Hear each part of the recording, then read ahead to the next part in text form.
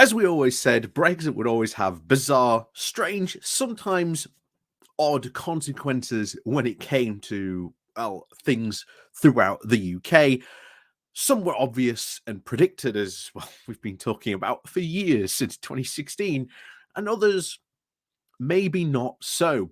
However, there is always one interesting thing that I'm always sort of, you know, not that I haven't touched upon it, but there was always a bit of a racist argument to Brexit. And of course, that was always the argument that, oh, those people coming over here taking our jobs. And it's always amazing when that argument suddenly doesn't apply to certain professions. So it never applied to doctors, it never applied to IT professionals, it never applied to bankers, university professors, footballers in this case, as we're about to talk about. And it was always amazing where that argument didn't apply.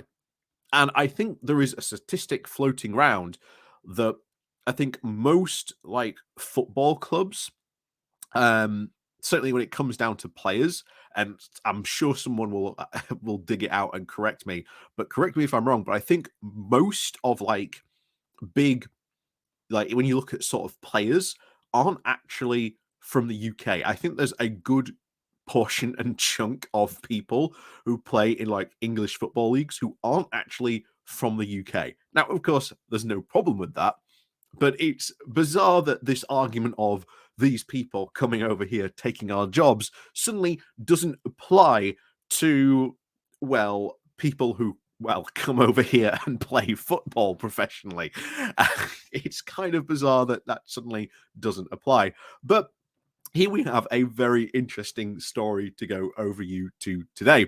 This little piece managed to squeak in to the, well, Daily Mail of all places, but I think it is certainly worth going over because here you have the Brexit backing owner of Crystal Palace, one of a very sort of big football club here in the UK, is now being hoisted by his own petard, claiming that Brexit rules are now stopping him from, well, importing good talent from, well, Europe and making it more difficult for other clubs to sort of transfer in other players. And you've got to ask, let's apply this Brexit logic to this.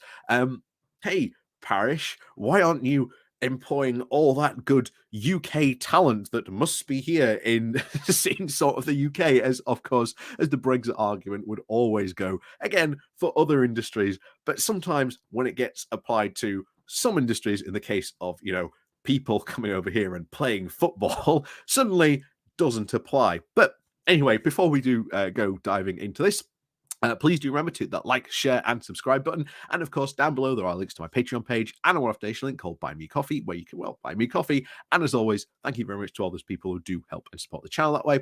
And of course, there is the YouTube thank you button down below as well. And of course, there is the YouTube Pony Club, where you can join that as well. And you get badges, emojis, and whatnot as well you can use on the channel. So, as always, thank you very much to all those people for supporting the channel, even if you do just hit the like and share button. So, let's get on with this.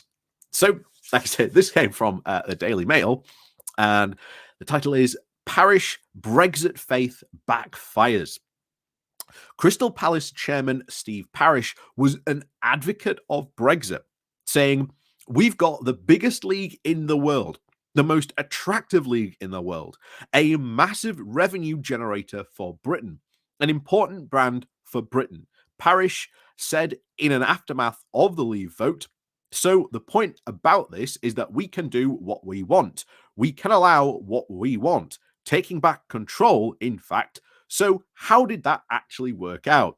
Well, last month, the Premier League clubs, including Crystal Palace, have voted unanimously to apply pressure to relax the post-Brexit transfer rules. The sunlit uplands have turned out to have unforeseen clouds. The point system used to decide who gets in was not just extremely limiting, but extremely costly. Many players did not even meet the criteria for the price of those who wanted to go through the roof. And bargain players, also in lower divisions abroad, couldn't get a visa And far from ditching what we want, the 62% of the £1.9 billion spent on transfers by the Premier League clubs this summer went out of the English game. The clubs now feel they are paying an additional tax imposed on them by the government and the Football Association, with the revenue leaking abroad is just another Brexit bonus that wasn't thought through, just like most of it. um, yeah, what a perfect sum up. Exactly. A Brexit bonus that, well, just was not thought through. And we always said, always, no matter what industry, there would always be sort of the elephant in the room that would be Brexit that is causing huge troubles. I very recently went down south recently, and I was having a talk with a couple of people working in the tech industry, and they were finding it really hard to get programmers. Now, for them, working from home has been great because it also meant that they can actually hire people from Europe, but not actually have to bring them in. So they're finding that they can't hire British talent because, well, for the past 12 years, the government decided not to fund the tech industry in sort of giving them help with apprenticeships or helping to, teach them or anything like that. Stuff the tech industry has been crying out for years. And instead has now found, well, it's better just to get people from abroad, get them to work from home, and then you don't even have to worry about bringing them over. And that's just one issue, one point in the tech industry. But like I say, there's a lot of I would highly suspect other industries that are having very similar problems, maybe small ones like this, or maybe huge ones, sort of like, you can't get workers anymore from abroad, which maybe you very much relied on. The service industry, hotel industries, farms, again, classic point. All these industries are having all these different problems, and it is massively hurting this growth that Theresa May, well, not Theresa May, sorry, that Liz Truss wants. I don't know why I always say Theresa May instead of Liz Truss. I don't know why. I think it's just that because they're just so robotic in their movements, but never mind. This growth that Liz Truss is going for is being damaged by the very thing that the Tory government has pushed for. And as I said in a Good Morning Short this morning, we are now starting to see a gradual climb down, slowly but surely, in the rhetoric that our government and even Brexiteers have been deploying against sort of Europe itself. There's Truss going off to, a European, meeting.